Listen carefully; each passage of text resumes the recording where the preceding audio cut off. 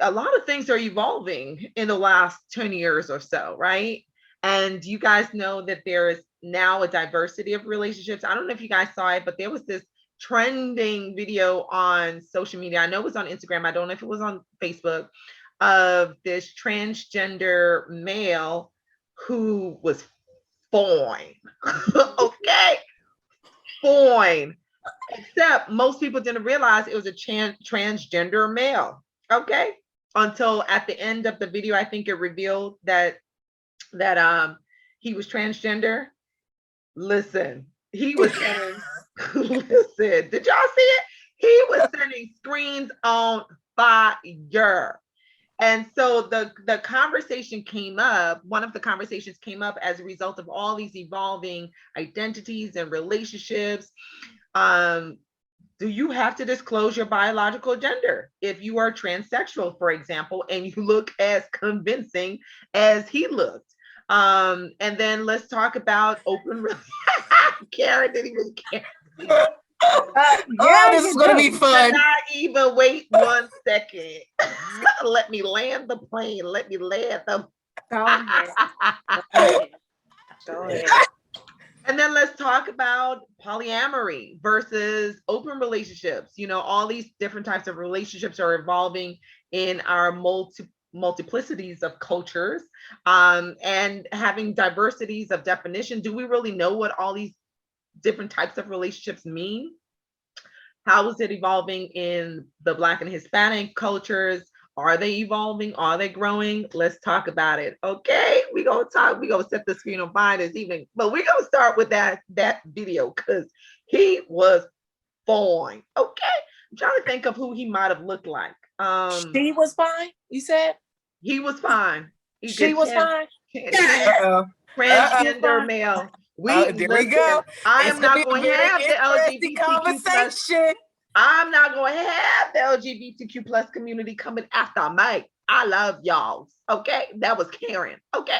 I think. Okay. It was a quote, and I'm gonna tear this damn quote up. Tear it up from a famous comedian. It's like, just because I may not agree with you doesn't mean that I am like scared of you, or like you don't have to change your convictions for compassion, something like that. So I think we can have a disagreement, but I think the conversation needs to be had.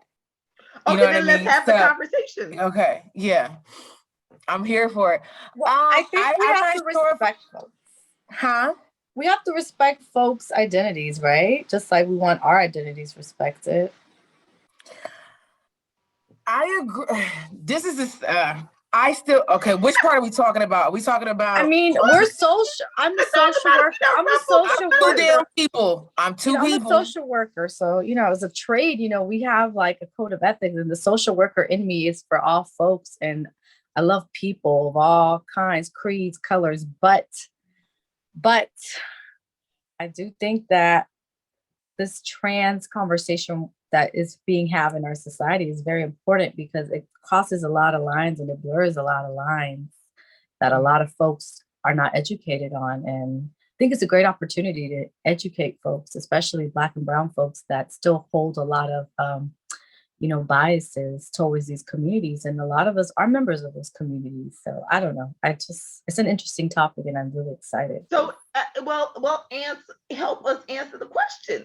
Should a transgender be required or a transsexual be required to disclose their biological? We talked about the birth certificate. We don't have that conversation, right? Now we're talking about relationships. Are you required? Who are they disclosing to? Like if we're about to get it on and we in a bedroom and you transition from a woman to a man, and it ain't easy. Yeah. It ain't easy. Yeah. Yo, you better tell me because, like, listen, if I'm here and I am ready to go, and you about to drop some jewels, like, oh, by the way, I got what you got, or I got a little piece of what I like transition to. Oh, we need to have a conversation prior to me dropping the draws because That's what I want to know. I agree with Chastity. I agree with you. Yes, I do. If we're talking sex, we're going there. It's what about so if I am intimately connecting with you, right? Yes. We're Yes. having these deep feelings. You are now the love of my life, right? But you Okay. have not disclosed that particular part of your life. Is that okay? My love is conditional. Yes, Yes. Love is all unconditional. What if we want to have babies and I think that you are a person who need babies and you cannot? That. Listen, we're talking about. What if I tell you that I don't want to have babies? So that's you know that I don't want to have babies. Okay, this is the thing though. This is the conversation. Okay, then let's go all the way back. Let me get into the social work phase of my life and not Chastity Lambert.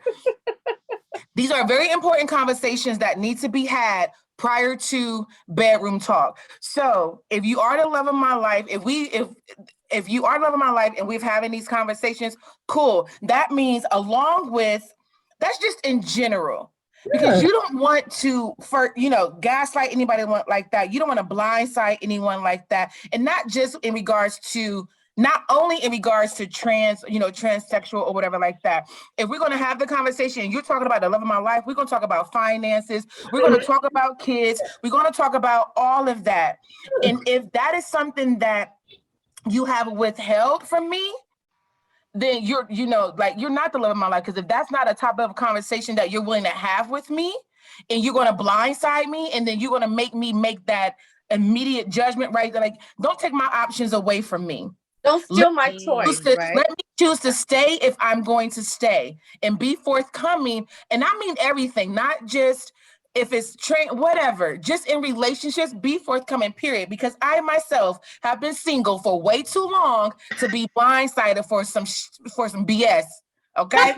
Because it was a big enough for you to go through everything that you went through. So how am I going to be the love of your life? How are you going to be the love of my life? You don't trust me with that.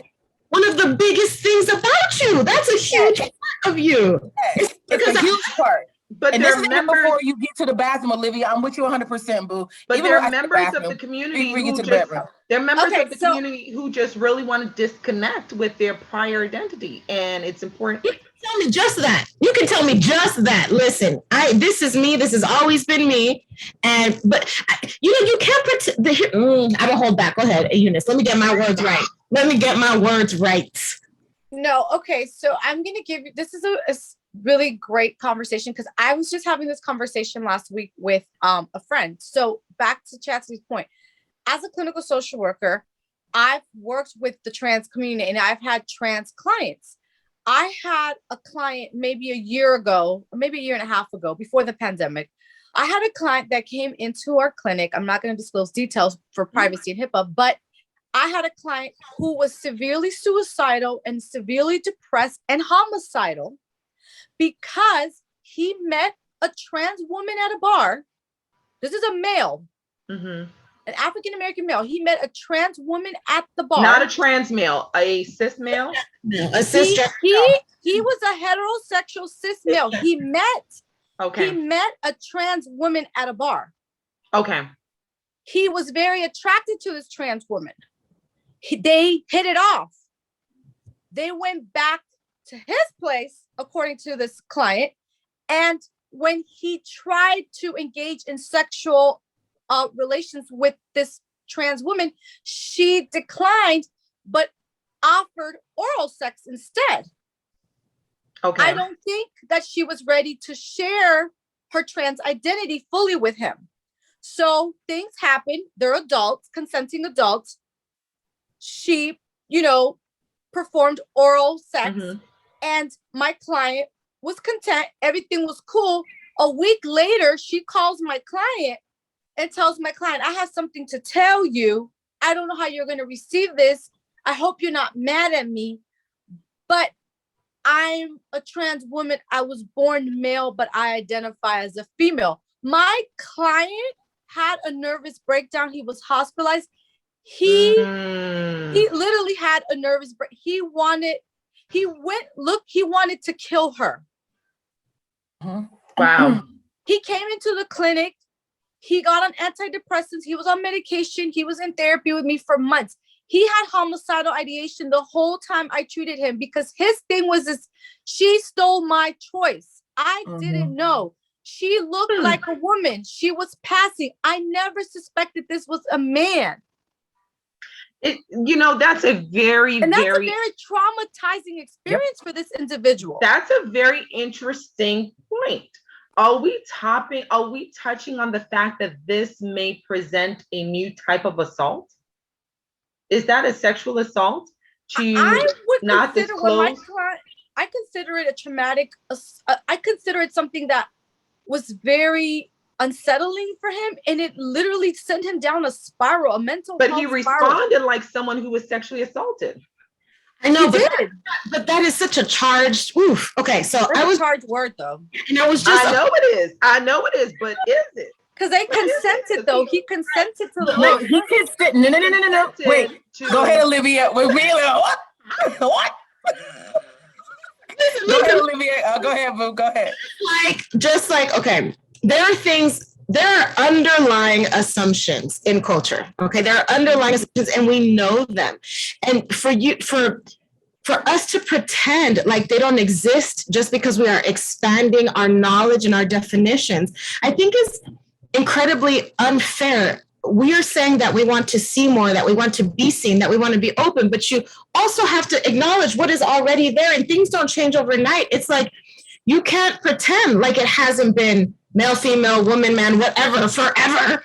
And now all of a sudden you want it to be different. And I support it. Listen, let's move.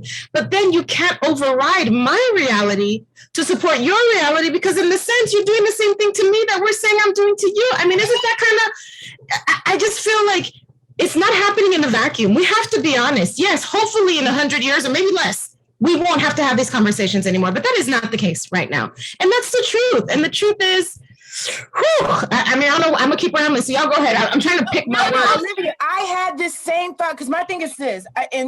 It's again, in this conversation, I still also feel it's still very one-sided.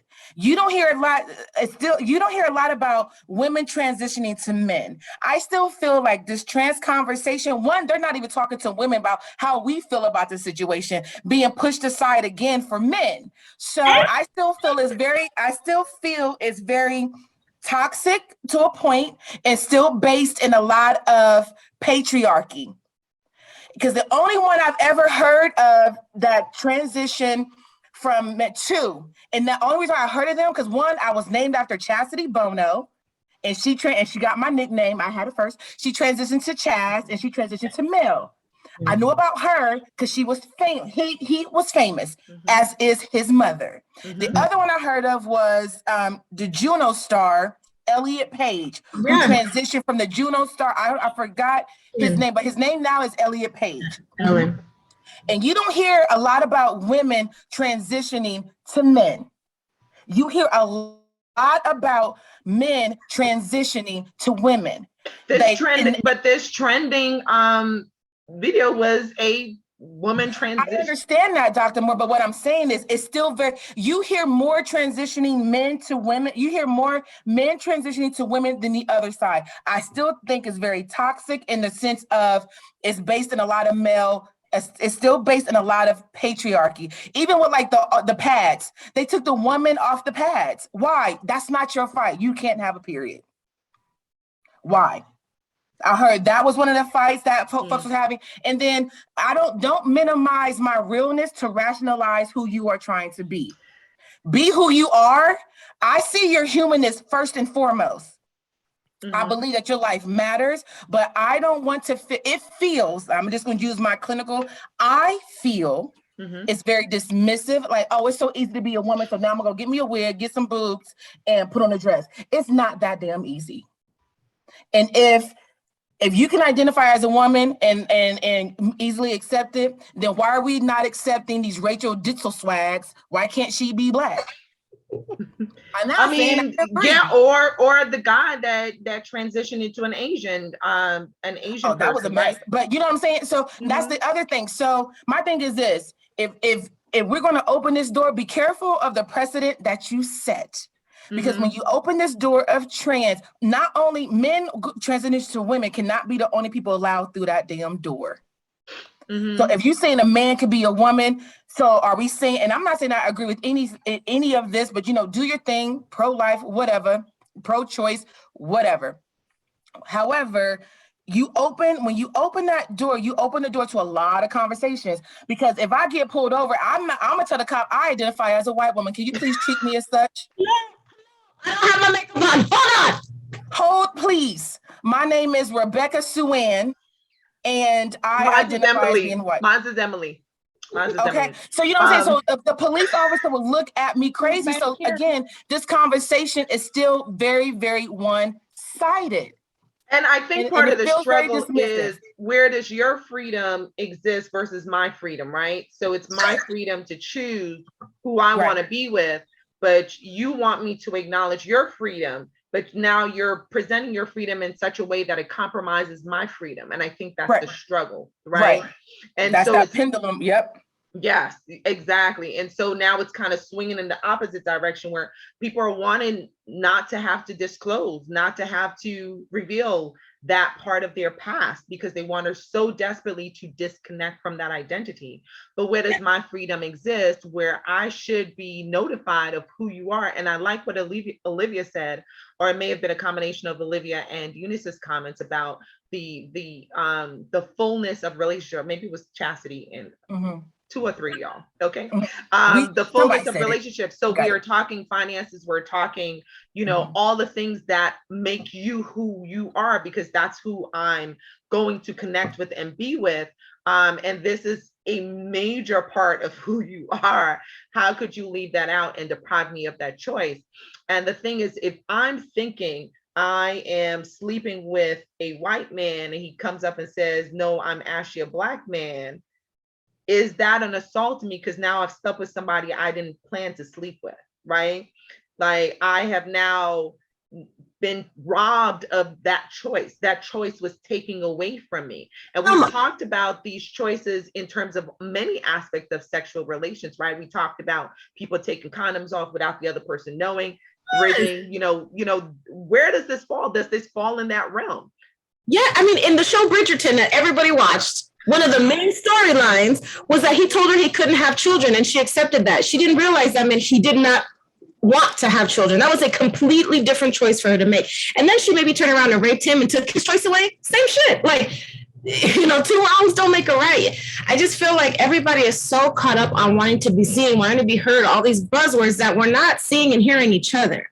It's not much that I don't want you to be you, but then that leave me, and how do we make room for each other? I mean, I just think that folks feel so marginalized in those communities because those communities have not had equal representation, and for them it's like this constant sense of wanting to be validated, and they don't feel validated. Welcome to the world of being a woman. Welcome.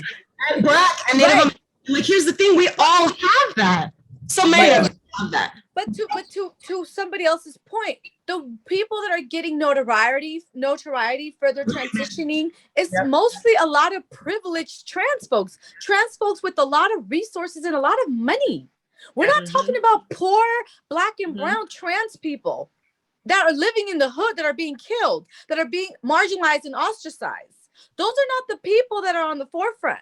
I mean, a lot of the trans folks that are getting a lot of popularity are and a lot of notoriety and are getting their faces exposed and their words being heard are people that are in Hollywood, people that are extremely successful. So is this partially a status issue?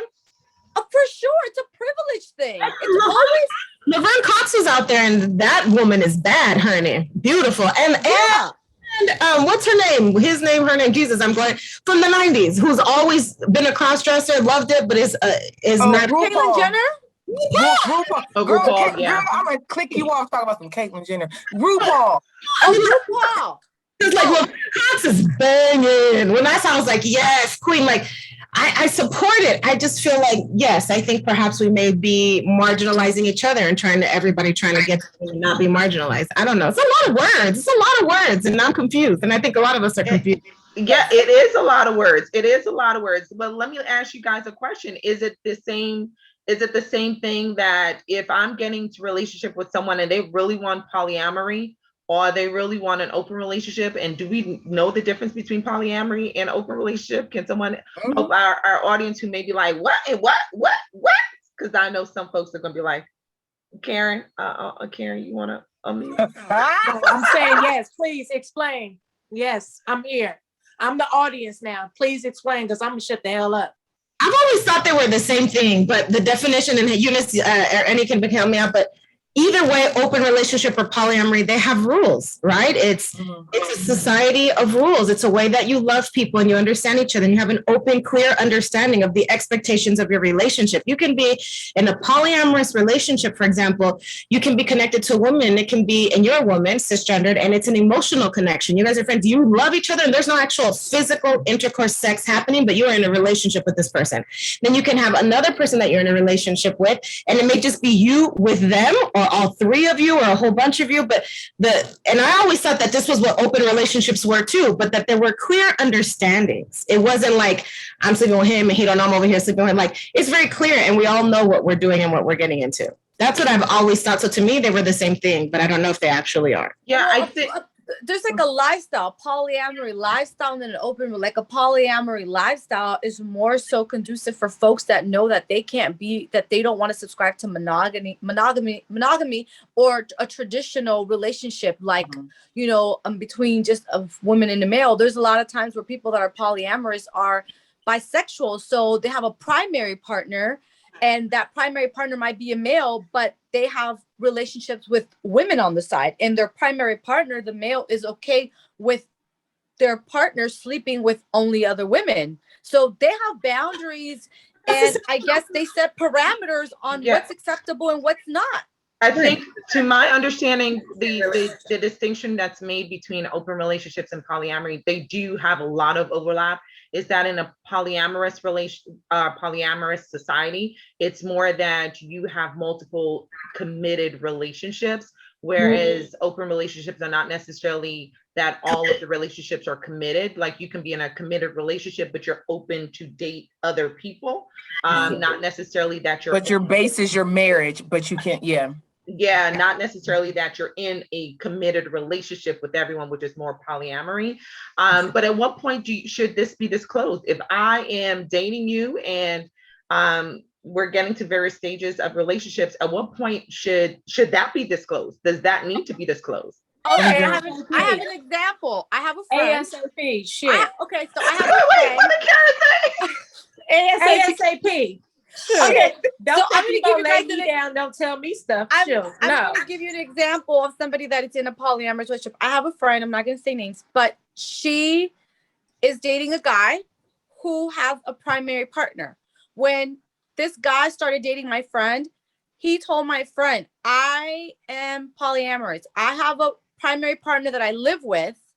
She and I are okay with us seeing other people and sleeping with other people, as long as we tell each other about the other person we met, how we feel about the other person, if there's feelings involved, and we don't bring them into our home." So that sounds like an open relationship. An open relationship to me.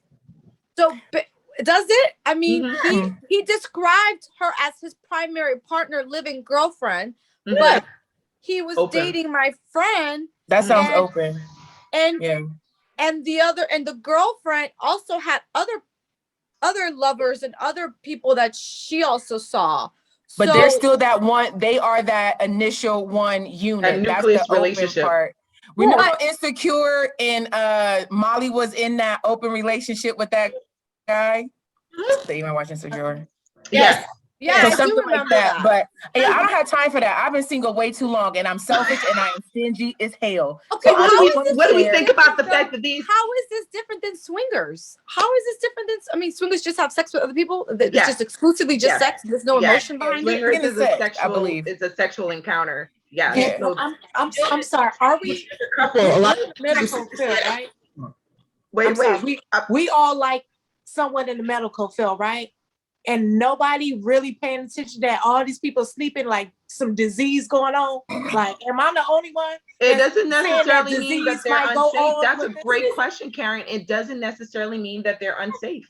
Yeah, I mean, it doesn't necessarily mean, and it doesn't mean that they're sleeping that they're having sex either. Some of it could just be a platonic relationship where they just have an intimate platonic relationship. Yes. It's like when you're and people are having sex with other people. It's the same thing. I mean, it's people with people. I got enough platonic relationships. I don't want nothing else platonic. I don't want no new friends. I don't want to share.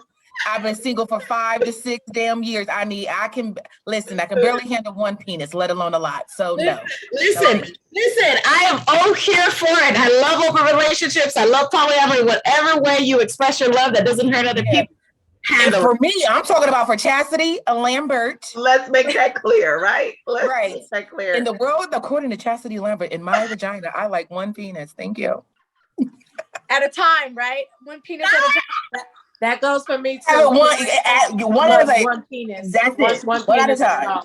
That's it. That's all. But at what point would you want to be notified that somebody you're dating? Beginning. Yeah.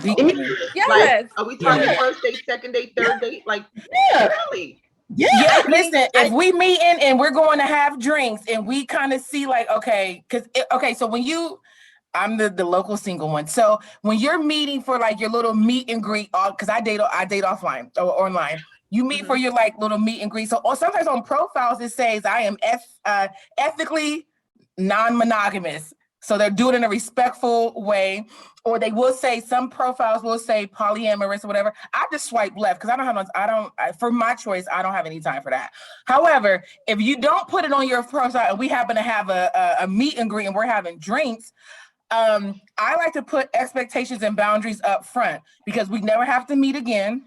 And if I decide to stay, again, my choice, don't take my choices away from me. If I decide to stay after you say I'm polyamorous, I'm open, I'm bi, I'm trans, whatever. If I decide to stay, knowing your boundaries and expectation, then that's on me. I can't get mad at you. If you made all of that absolutely clear with me and I still decide to stay, I cannot get upset.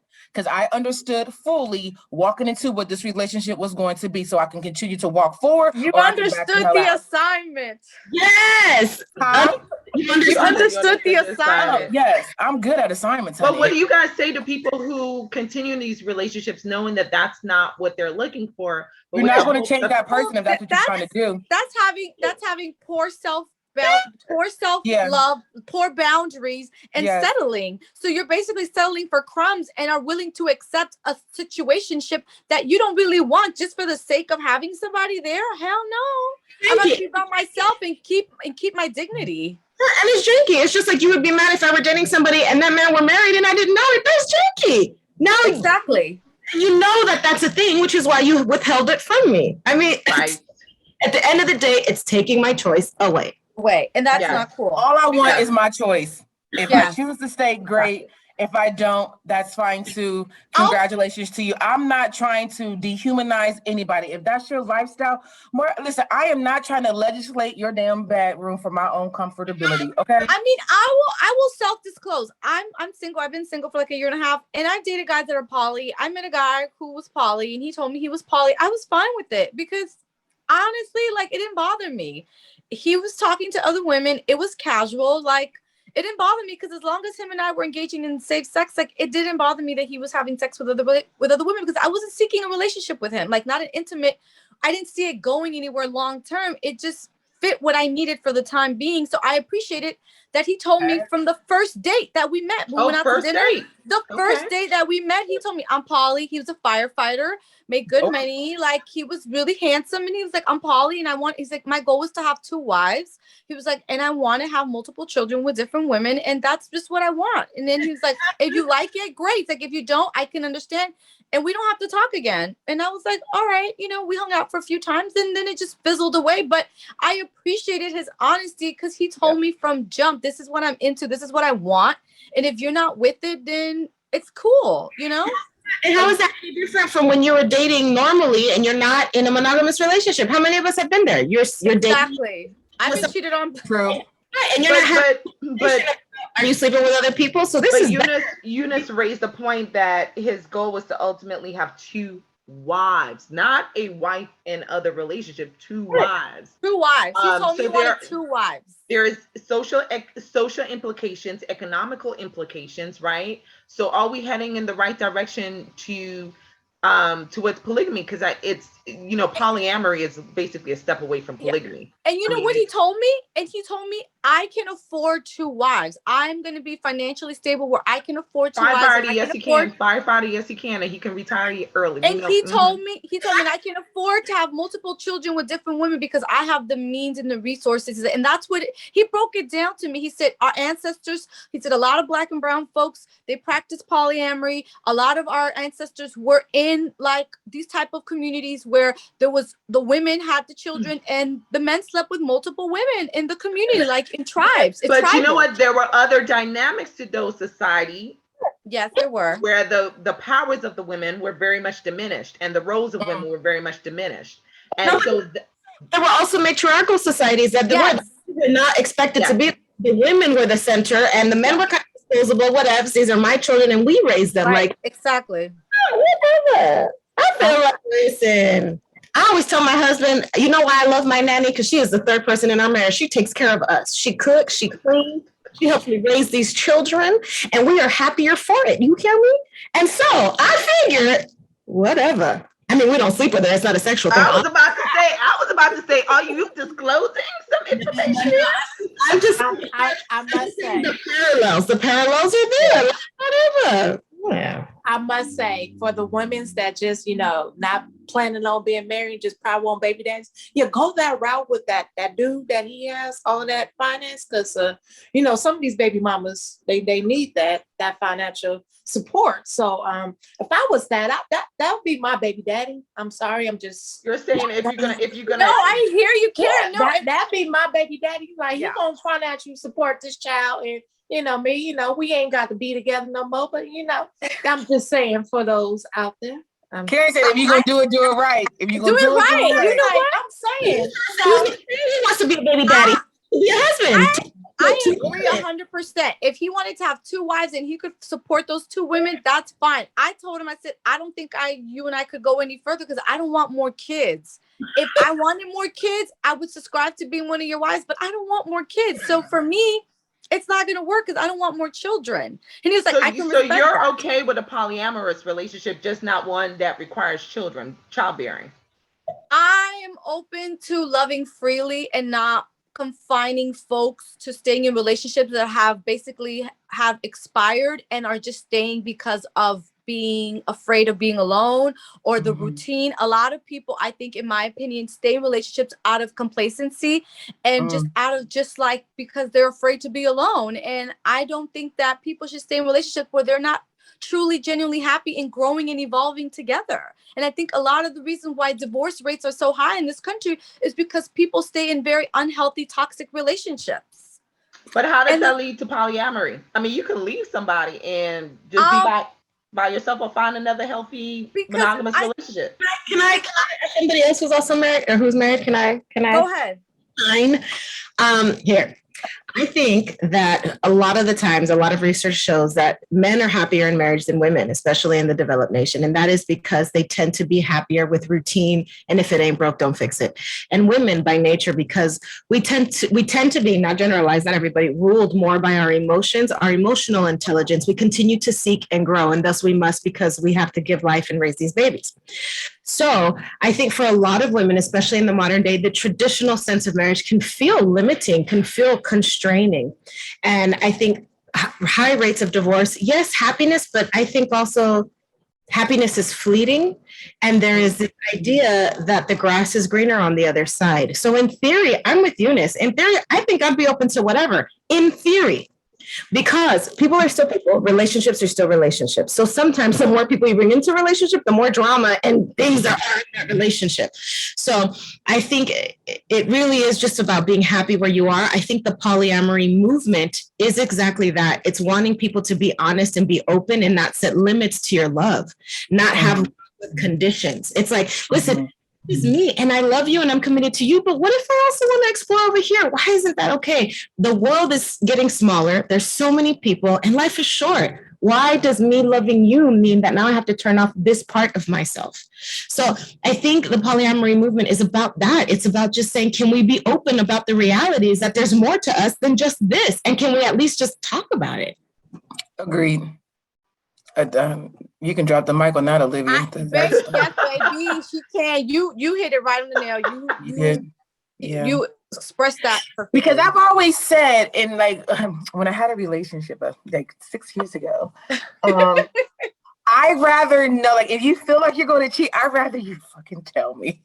Yes. Like, because I think that generationally, we are a lot different. Like the kids nowadays, I do enjoy, and I do love seeing the evolution of love. I will say that much. And the ability to love the way you want to love and want to be loved. I do agree with that, because I grew, and it's hard to unlearn a lot of what has been ingrained in you for a lot of years. You know what I mean? So we were told marriage is man, woman, blah, blah, blah. You don't get divorced. You don't do this, da, da, da. There were so many rules, and people were so freaking unhappy.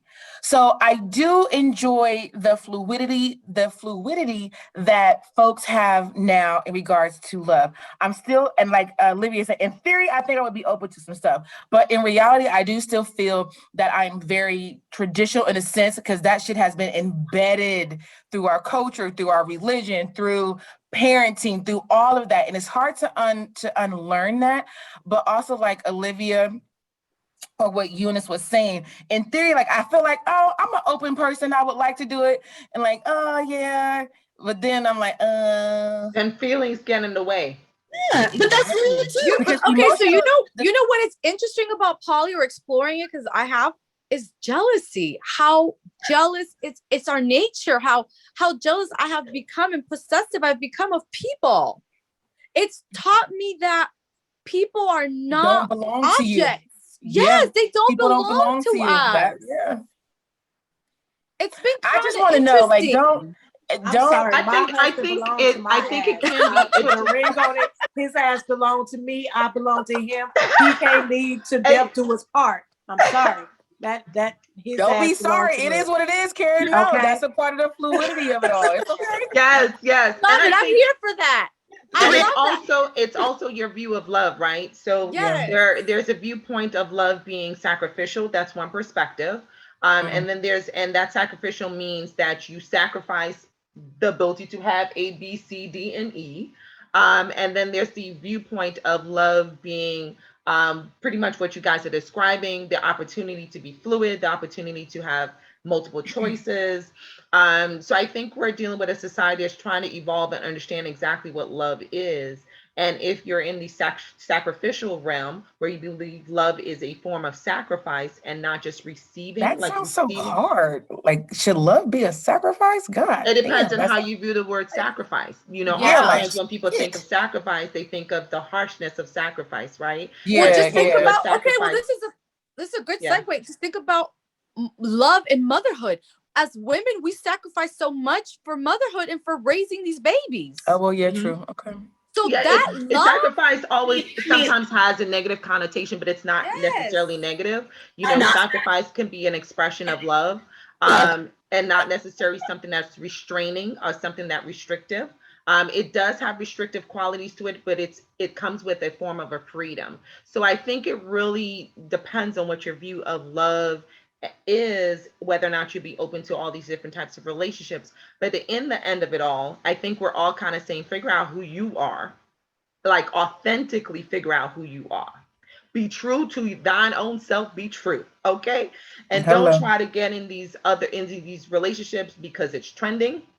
And you feel like, oh, I'm trying to prove that I'm fluid and I'm like that. You don't need to prove to anybody else that you're like anything.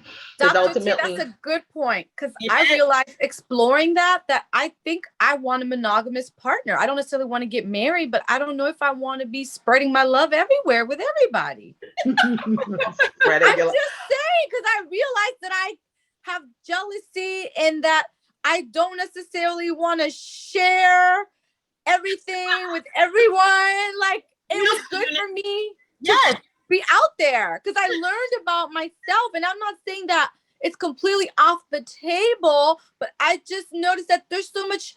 I think that being in a monogamous relationship with somebody that you have true partnership and alignment could be a beautiful thing, because marriages that are healthy are very successful, and you can really build an empire with the partner. So I'm not against like partnership. I'm just against the traditional, like the marriage and like the wedding and the engagement, like that sense of it. I'm like kind of over that, but I'm totally for a partner that I'm committed to and monogamous to. Does that make sense? I don't know. No, it totally makes sense. Like, I think the thing that that is attractive to me, and this is just my personality, I don't like doing things because I'm supposed to. I don't like doing things because that's what I have to do. Once that comes into it, I really start to rebel emotionally, mentally. And so that's the black side, girl, that's the black side. The aspect of, for me, it's just choice. I just want to know that that choice is there, that you love me enough, that we have this, that should that ever arise, your love is not conditional upon me being the same version of myself that I was 10 years when we got married. Maybe. Well, let's talk about that. What if, one day you wake up, or your husband wake up, for those who are married, and says, you know what, I think now I want to be in an open relationship. We have to talk about that, Ish. That may be part of his evolution, right? He evolved into realizing that after experiencing marriage, we love each other and this is great, but I think there's a part of me that wants also to be involved with other people. Like, what happens here? I think open that damn door and let his ass out. That's what I'm gonna openly do. No. Olivia, we can't hear you, but can you hear me now? There you go. But that's Karen being honest. That's Karen saying, you have changed, you have moved in a different direction, and I cannot go with you in that direction. So we're going to peace out in love and amen. And then there are other people who are like, okay, maybe I can get done with it. Maybe I will try it, and maybe it won't work. Or maybe like what happened with Eunice, maybe that's what your husband thinks he wants. Maybe you guys can figure out some rules and he tries it and he's like, no, that is not what So just really, like you said, Dr. T, it's about you being true and honest to yourself. Yeah. To me. So I don't want to do this. And if that's what you need to do, then perhaps we need to talk about what that looks like for us as a couple moving forward. That's just the truth. Well, I think that negates my point now, but I'm gonna say it anyway. I think also, because like you guys made good points. I think I might be repeating everything you just said. But what I was going to say is, when we go back to talking, Dr. T, when we're talking about like what should you say in the beginning of a relationship, like this man, like this is 10 years down the line, and he's like now it's talking about, I think I want an open relationship. Within those 10 years, I would hope that you have formed some sort, like you have become who you are independently of your partner. Like they're not making you happy, you're not making them happy. You both are happy individually, and then you come together and you're happy in a partnership. So, and then you have established some sort of constant communication so that the man or woman is open to receive that kind of conversation that Olivia or that Eunice is talking about. Like if you wake up today like, oh, by the way, hun, I think I want to have an open relationship. I think it's important to have check-ins. Like let's meet every quarter. Like, babe, where are we in our relationship? What did we do right for these first 3 months? What do I don't believe in what we did wrong. I believe it's like, what is an obstacle that we overcame? What have we learned about each other in this time? I think it's very, very important to have check-in sessions with each other. Do it with once a month. Like, okay, what are our goals for this month as a couple? And if you have that established foundation of communication and you come to your partner, saying that, hey, we might want to reevaluate some things. And I think that's also very imperative, is that you have that line of communication. You both are independently happy of the relationship. Like the relationship, like you're not validated by the relationship itself. So I think that's the other thing that we got to be careful. We coming into all these polyamorous relationships or open relationships. My thing is, why? What are you searching for? What part of you is missing? If nothing is missing, okay, fine, do your thing. But what are you legit searching for?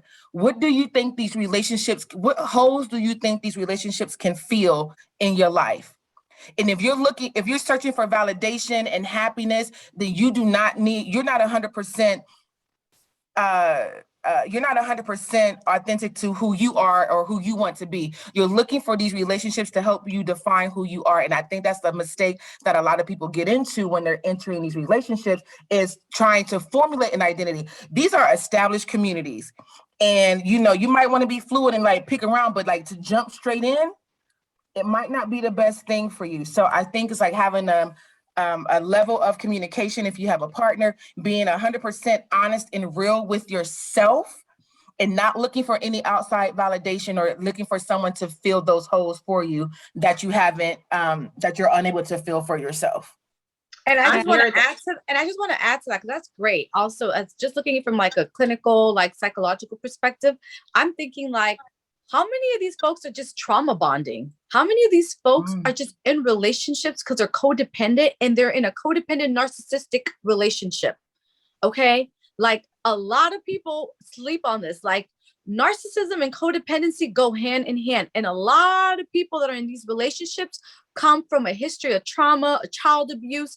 And it's just, there's been plenty of studies that show that people that had a very tumultuous childhood, that didn't have like secure attachments, they have a really hard time creating long-term relationships with other partners as adults, because they never developed that with their caregivers. So a lot of these folks are out here just doing is because they have very insecure attachments, and it's rooted in trauma. Let's talk about that, because a lot of these relationships are not rooted in reciprocity. They're not rooted in friendship, loyalty. But Eunice, that can be true for polyamory or monoamory. Right? Correct. And that's what I'm saying. And that's why a lot of folks stay in these monogamous long-term marriages, because they're so codependent on each other. And then you have the extreme where you have these folks that have insecure attachments or avoidance, and they can't build no kind of intimacy with nobody. Yes. And if you are trying to figure out which one you are, you go sit on somebody's couch, with one of our therapists or another one in your local area, because we are done for this evening. All right. Okay. Karen, question. We can't get Karen's question. Poor Karen. Next time, Karen. I was just asking a question for the audience. That's all. But you can ask the question for the audience. For this panel, we are wrapped, because we're gonna go into part 2. How about they answer that question? How about they answer this question on the next thing? They can ask us a question. They can answer the question in the comment section. What's your question for the audience?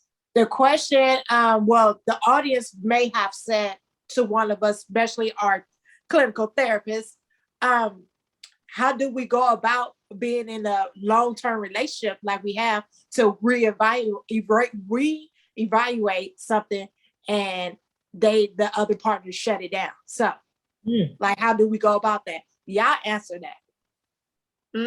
And make sure you have some therapy background when you answer that question. We don't want no. I mean, we love y'all, but some of y'all need to be on the couch too. Okay, we all need to be on the couch, right? Yes, this day and age. When it comes to giving advice about therapeutic measures, we want to make sure it comes from the professionals. Okay. Got it. We love you guys. And today's question of the day is, what is your favorite self-care routine? So as you share with our audience your handle, where they can find you on social media, make sure you also drop with them the dime as to what's your favorite self-care routine. All right, panelists, that was an amazing discussion. Okay, I think we could probably do a part 2. We're gonna probably do a part 2, so we will keep talking about this, because this is evolving in our culture, and certainly we're all trying to figure out where we fit in. All right, so hit us up. Go ahead, our therapist on the top. Come on, Chaz. At miss._Chaz, CHAZ, and my self-care is crocheting. Yes, it is. I'm gonna hit it over to our midwife. I think that's who's next to me. I think she's thinking. You got it, honey. Okay. Well, do tell. Find me on Instagram at This American Midwife, and my favorite self-care routine is dancing while lighting all the candles on my altar. So like dancing to the dance. I love just dancing freely, free body movement. I love it. Okay. Come on, other therapists, hitting us up with the definitions. I had to put all of those theories into practice when I was studying, so I had to go through all my attachment theories. And you better get it, boo. You better drop love those it. receipts. Love it. Where can my they find you? self-care routine is a bubble bath with lavender oil and candles and incense. Yeah. And you can find me at my name, Eunice, EUNICEDA, therapist at Instagram. So yeah, thank you. Okay, all right, okay. And come on with the question for the audience. Come on, Karen, where can they find you? What is your favorite self-care routine? Oh, my favorite self-care routine, when I go into work, whatnot, I listen to this nice podcast that's have self-calming words of affirmation to calm me down for about 25 to 30 minutes on my way to a client or whatnot. And you can find me at What a Touch. Awesome. Yeah. And I am Dr. T, the hand behind the handle of healthybump.club on Instagram or right here on IG with our IG community. We love you guys. Thank you for watching. Make sure you drop us a comment, answer Karen's question if you're a professional. Okay. And hit us up with the next question of the day. Okay. My favorite self-care, my absolute favorite is sitting on the beach watching the water when it's raining. That is my absolute favorite thing to do. Yeah, I loved that when I was a kid, and I still love it. It's my favorite thing to be. That's that Caribbean girl. Yeah, it's sitting and watching the water. That's my grandfather and me. So, and we are happy to see you guys hitting us up once again, and we are so excited to see you on the next episode.